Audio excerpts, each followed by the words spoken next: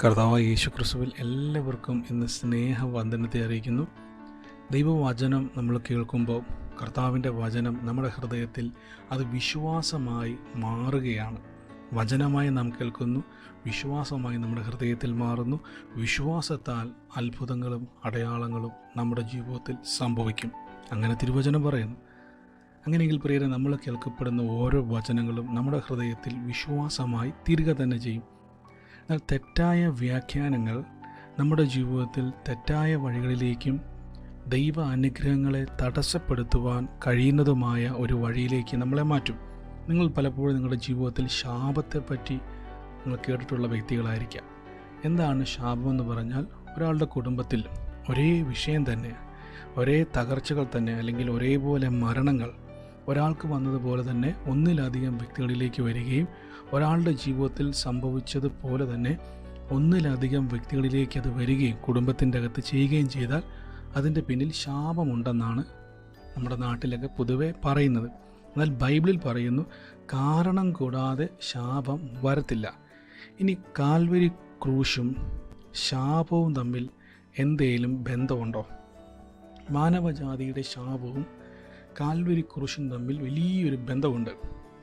ചിലരിങ്ങനെ പറഞ്ഞു കേട്ടിട്ടുണ്ട്, ഞാൻ എൻ്റെ ജീവിതത്തിൽ ഇങ്ങനെ ഉണ്ടാകുന്ന ചില അനർത്ഥങ്ങൾ മാറേണ്ടതിന് ഒത്തിരി ഇടങ്ങളിൽ പോയി ശാപം മാറ്റുവാൻ പലതും ചെയ്തു, പക്ഷെ ഫലമുണ്ടായില്ല. എന്നാൽ വിശുദ്ധ വേദപുസ്തകത്തിൽ അങ്ങനത്തെ ഏതെങ്കിലും അവസ്ഥയിലാണ് നിങ്ങളായിരിക്കുന്നതെങ്കിൽ അതിൽ നിന്നും നിങ്ങൾക്ക് പുറത്തു വരുവാൻ ദൈവവചനത്തിൽ വ്യക്തമായി പോംവഴികളെ ബൈബിൾ എഴുതി വച്ചിട്ടുണ്ട്. ഞാനൊരു വാക്യമെന്ന് വായിക്കാം. ഗലാത്യർക്ക് എഴുതിയ ലേഖനം പുതിയ നിയമത്തിൽ 3-ാം അധ്യായം അതിൻ്റെ 13-ാം വാക്യത്തിൽ എഴുതി വച്ചേക്കുന്ന വാക്കിങ്ങനെയാണ്: മരത്തിന്മേൽ തൂങ്ങുന്നവനെല്ലാം ശപിക്കപ്പെട്ടവൻ എന്നെഴുതി വച്ചിരിക്കുന്നത് പോലെ ക്രിസ്തു നമുക്ക് വേണ്ടി ശാപമായി തീർന്നു. നിങ്ങൾ ആ വചനം കേട്ട് കാണും. ഇപ്പം ഇവിടെ പറഞ്ഞിരിക്കുകയാണ്, പൗലോസ് ശ്ലീഹ പഴയ നിയമത്തിൽ ലേവ്യ പുസ്തകത്തിലൊരു വാക്കെടുത്ത് അദ്ദേഹം പറഞ്ഞിരിക്കുകയാണ്. പഴയ നിയമത്തിൽ ഇങ്ങനെയാണ് പറഞ്ഞിരിക്കുന്നത്: ഒരുവൻ മരണത്തിന് യോഗ്യമായ പാപം ചെയ്താൽ, തെറ്റ് ചെയ്താൽ അവൻ്റെ ശരീരം മരത്തിന്മേൽ തൂക്കിക്കൊല്ലണം. പഴയ നിയമത്തിൽ പറയുകയാണ്, മരണത്തിന് യോഗ്യമായൊരു പാപം, ഒരു തെറ്റ് ചെയ്താൽ, എന്നാൽ അവൻ്റെ ശരീരം ഒരു ഗ്രാമത്തിൽ ഇതേപോലെ മരത്തിന്മേൽ തൂക്കിയാണ് അവന് ശിക്ഷ വിധിക്കുന്നതെങ്കിൽ അവൻ്റെ ശരീരം, അങ്ങനെ ഒരു വ്യക്തിയുടെ ശരീരം വൈകുന്നോടം വരെ ആ മരത്തിന്മേൽ തൂക്കിയിടരുത്. അത് വൈകുന്ന സമയത്ത്, വൈകുന്നേരമാകുമ്പോൾ തന്നെ അത് അടക്കം ചെയ്യണം. എന്തുകൊണ്ടെന്നാൽ ആ വ്യക്തിയുടെ ശരീര നിമിത്തം ആ ദേശം ശാപത്തിലായി തീരുമെന്നാണ് ബൈബിൾ പറയുന്നത്, ലേവ്യ പുസ്തകത്തിൽ. അതേ വാക്ക് പൗലോസ് ശ്ലീഹ ഗലാത്യർക്ക് എഴുതിയ ലേഖനത്തിൽ എടുത്തു പറയുകയാണ്: മരത്തിന്മേൽ തൂങ്ങുന്നവനെല്ലാം ശപിക്കപ്പെട്ടവൻ എന്നെഴുതിയിരിക്കുന്നത് പോലെ, ആ വചനത്തിൽ എഴുതിയിരിക്കുന്നത് പോലെ ക്രിസ്തു, കേട്ടോണം, ക്രിസ്തു നമുക്ക് വേണ്ടി ശാപമായി തീർന്നു. അപ്പോൾ യേശു നമുക്ക് വേണ്ടി ശാപമായി തീർന്നതിൻ്റെ കാരണം ഒരു സിംബലാണ്. മരത്തിന്മേൽ തൂങ്ങി മരിക്കുന്നവരെല്ലാം പഴയ നിയമപ്രകാരം, ലേവ്യ പുസ്തക പ്രകാരം ശപിക്കപ്പെട്ടവരുടെ ലിസ്റ്റിലാണ്. ശപിക്കപ്പെട്ടവരെല്ലാം, അങ്ങനെ മരിക്കുന്നവരെല്ലാം ശപിക്കപ്പെട്ടവരാണെന്ന് പഴയ നിയമം പറയുമ്പോൾ പൗലോസ് ശ്ലീഹ പറയുകയാണ്, അങ്ങനെയെങ്കിൽ യേശു നമുക്ക് വേണ്ടി ശാപമായി തീർന്നു. ഇനി ഒരു വ്യക്തിയുടെ ജീവിതത്തിൽ ശാപമുണ്ടെങ്കിൽ എങ്ങനെ അത് അറിയാൻ പറ്റും? ആ വ്യക്തി ശാപത്തിലാണോ എന്നെങ്ങനെ അറിയാൻ പറ്റും? ശപിക്കപ്പെട്ട അല്ലെങ്കിൽ ശാപം തലയ്ക്ക് മീതെയുള്ള ഒരു വ്യക്തിയുടെ ജീവിതത്തിൽ അദ്ദേഹത്തിൻ്റെ പുറകെ കൂടുന്ന ചില കാര്യങ്ങൾ തിരുവചനത്തിൽ എഴുതി വച്ചിട്ടുണ്ട്. ആവർത്തന പുസ്തകം, പഴയ നിയമത്തിൽ ആവർത്തന പുസ്തകം 28-ാം അധ്യായം 28-ാം അധ്യായത്തിൻ്റെ 29-ാം വാക്യത്തിൽ ഇങ്ങനെ പറയുന്നു: കുരുടൻ കൂരിരുട്ടിൽ തപ്പി നടക്കുന്നത് പോലെ നീ ഉച്ച സമയത്ത് തപ്പി നടക്കും.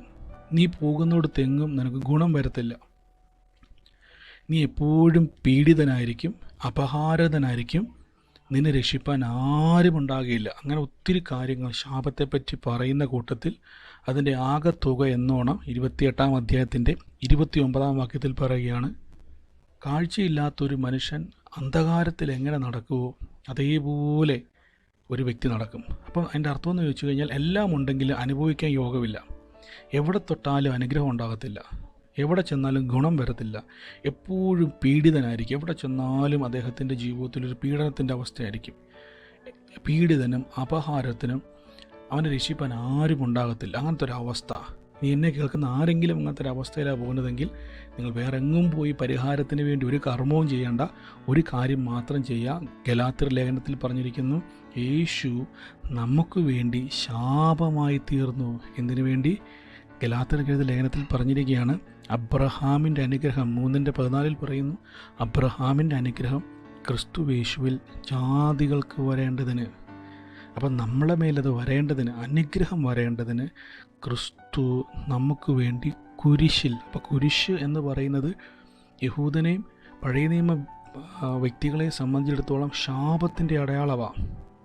അതുകൊണ്ടാണ് പൗലോസ് ശ്ലീഹ, യഹൂദനായ പരീശനായ പണ്ഡിതനായ പൗലോസ് ശ്ലീഹ പറയുകയാണ്, മരത്തിന്മേൽ തൂങ്ങുന്നവരെല്ലാം, നിങ്ങൾ പഴയ നിയമത്തിൽ ആ വാക്കെടുത്ത് നോക്കിയാൽ അറിയാം, എല്ലാം ശപിക്കപ്പെട്ടവൻ എന്ന് എഴുതിയിരിക്കുന്നത് പോലെ ക്രിസ്തു നമുക്ക് വേണ്ടി ശാപമായി തീർന്നു.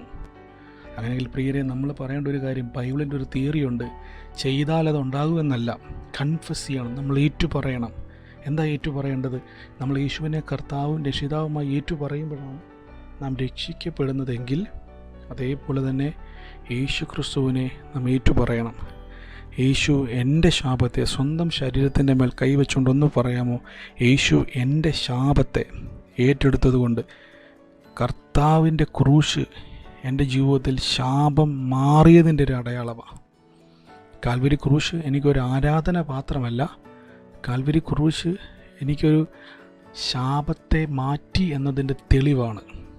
അപ്പോൾ ക്രൂശ് കാണുമ്പോൾ, കൽവരി ക്രൂശിൽ തറയ്ക്കപ്പെട്ട ക്രിസ്തുവിനെ കാണുമ്പോൾ പൗലോസ് ശ്ലീഹ പറയുക, ഇനി ഞാൻ ശപിക്കപ്പെട്ടവനല്ല, ഞാൻ അനുഗ്രഹമാണ്.